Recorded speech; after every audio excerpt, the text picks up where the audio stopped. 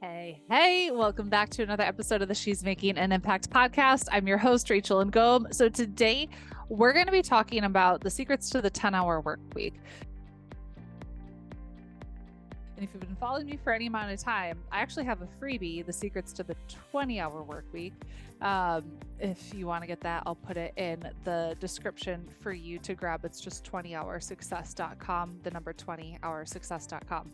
So I've built this entire business through me working 20 hours a week. My whole thing is like, I'm prioritizing my family. When the kids are at school, then I work. I'm done at 3, have Fridays off, fun Friday. That has been my life for the past several years. However, things change. Things are never always going to be the same. Oh, look at my hair. That's fun.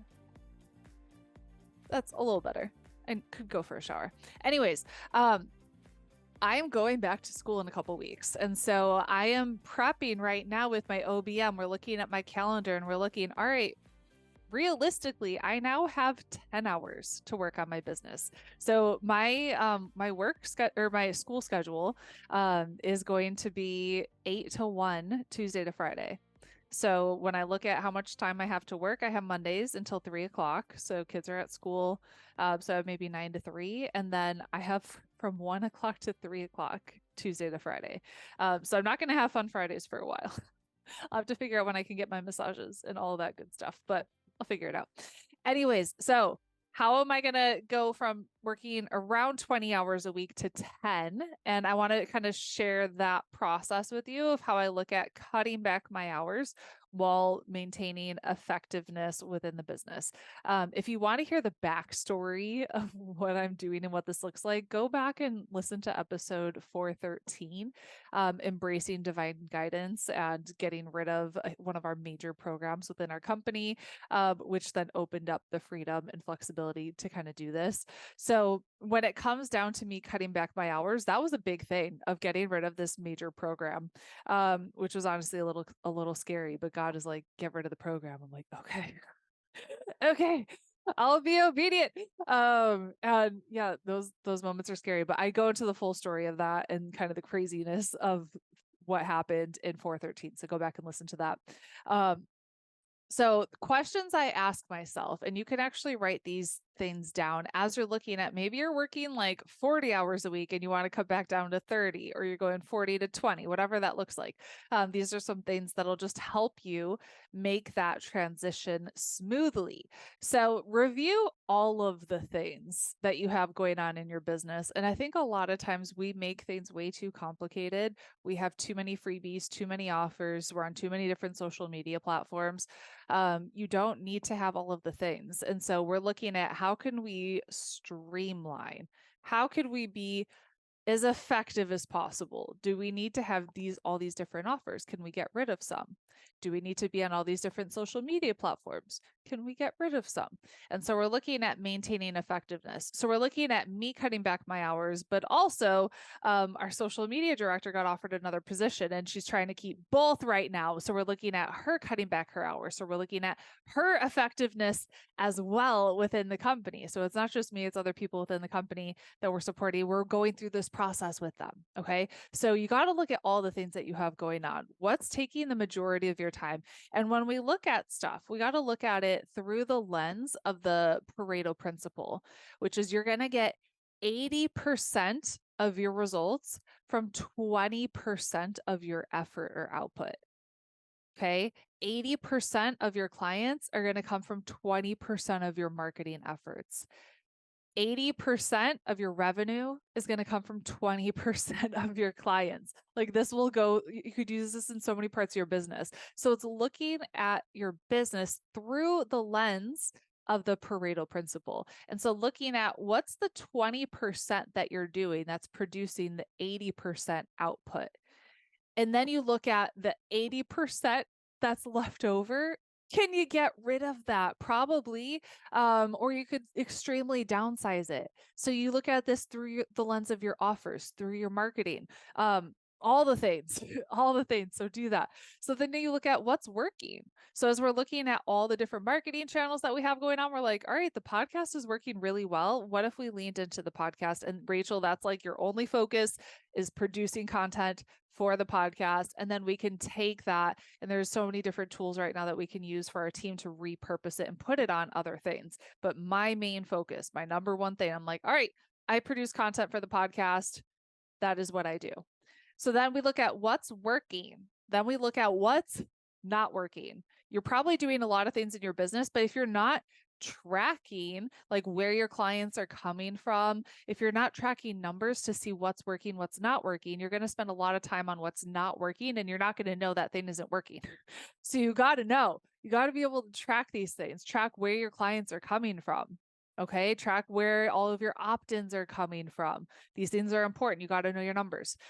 So what's working, what's not working? Ask yourself, what can I get off of my plate? So actually taking a good look at your calendar. And actually, I'm having one of our teammates do this week. I'm having her write down what she's doing throughout the week in 15-minute increments. And then she's going to bring it back to me next week. And I'm going to look at it and I'm going to see, all right, where is she being super effective? Where is she wasting time? What's not adding value to what she's supposed to be doing? I want to help her be as efficient, as effective as possible, because I know she's earning a lot of her money based off of commission. And I want her to win. I want her to be successful. And so I got to look at, all right, where can I support her and getting rid of any time wasters? And so you can do this with yourself. You can look at, all right, every 15 minutes for the next week, track your time. And I bet you were wasting so much time without even realizing it. Time like in your email inbox, time on social media, time scrolling, time doing things that you do not need to be doing that are not going to move the needle forward. Okay. So looking at all of that, are you up for that challenge? I know it's tedious. It's tedious and it sucks, but it is very, very helpful to look at it and to realize, oh my gosh, I'm spending an hour a day on email. I can easily cut that off. Like, I'm sure you have time wasters and you can easily find an extra 5 hours a week by doing that. Okay. So even though it's tedious and it sucks, do it anyways. You'll thank me later. So what can you get off of your plate? What are the essentials that need to stay on your plate? So like, as I'm looking at my calendar, I'm looking in the weeks ahead in September, I'm like, the things that stay, our sales team meeting, that stays. I need to make sure I have one check-in a week. We used to do these like 4 times a week. I don't have time for 4 times a week. We're going to have to be very effective and efficient with our time. And we're going down to 1. And then we're talking over Voxer and Slack throughout the week. I'm going to still have my check-in with our OBM, our business manager, every Monday. So that's 1 hour chunk of my time on Mondays for our sales team, OBM systems, overall running of the company. Okay.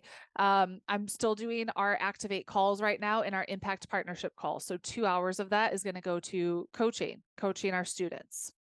I still do a webinar every week. So I have an hour and a half of my time dedicated to doing that webinar. And then I'm looking, I'm like, all right, I can fit in, we're batching our podcast. So that's something that's changing. We're not doing them live in Facebook anymore. And so every other Monday, I have an hour chunk where I'm batching the podcast.